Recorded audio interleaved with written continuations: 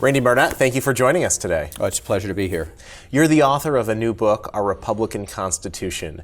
You explain the difference between a Republican Constitution and a Democratic Constitution. Sum it up for me. Well, it all is based on two different readings of what we the people means in the Constitution. If you take we the people to mean a group, and you believe that the group or we the people must rule, the only way we the people can rule as a group is by majority rule. And so under that rubric, we need a democratic constitution to empower the people to voice their opinions, their will, through the representative bodies, and that's what makes law. The majority gets to put their opinions or preferences into law.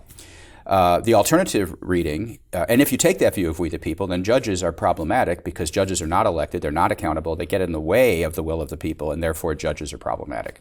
The alternative reading of we the people is we the people as individuals, each of whom are endowed with the individual rights of life, liberty, and the pursuit of happiness. And then the next sentence of the Declaration says, to secure these rights, governments are instituted among men. And that established the principle that first come rights, then comes government. Government's purpose is to secure the rights of the individual. And if you take this vision of government, then what we need a Republican Constitution to provide the law that governs those who govern us. They are our servants. They must be kept within what the Declaration of Independence calls their just powers. And so you need a constitution that will keep them within their just powers. And if you take this vision of we the people, and the Republican Constitution, then judges play a very important role because they too are servants of the people, and their job is to hold the other constitutional actors to within their just powers. Now, you provide some historical perspective going all the way back to the Revolution and then post-Civil War, but you also talk about progressives and how they've been successful in advancing their view. How have they been able to do that?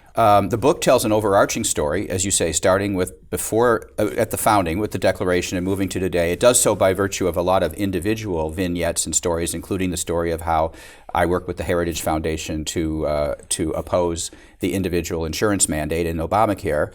But the progressives play a very big role in this story because the progressives gave rise to the popularity of the Democratic Constitution, the idea that the will of the people was being thwarted by the Supreme Court, the will of the people to enact progressive legislation. So they developed this idea of the Democratic Constitution based on the will of the people to argue for judicial restraint, why judges were acting inappropriately and stepping out their bounds and acting politically when they were stopping legislatures from doing what they wanted to do because they had exceeded their just powers. And that's where we got the whole notion of judicial restraint from the progressives. And unfortunately, modern conservatives have taken on board this progressive mantra of judicial restraint, I think sometimes oblivious to where it came from.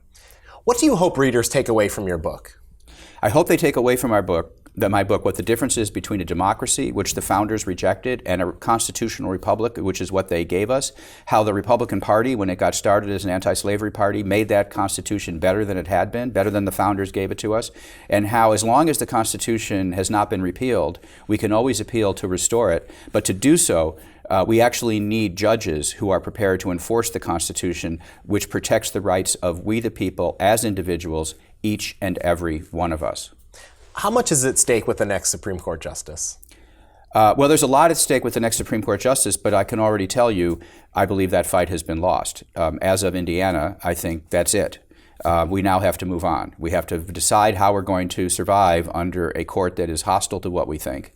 And that's going to be a difficult task. It would have been made much easier if we could have prevailed this fall, but we are not going to prevail this fall, and therefore we just are going to have to figure out how to keep the flame of liberty alive and how to keep the Constitution alive, at least in our thoughts, until we have a change in circumstances.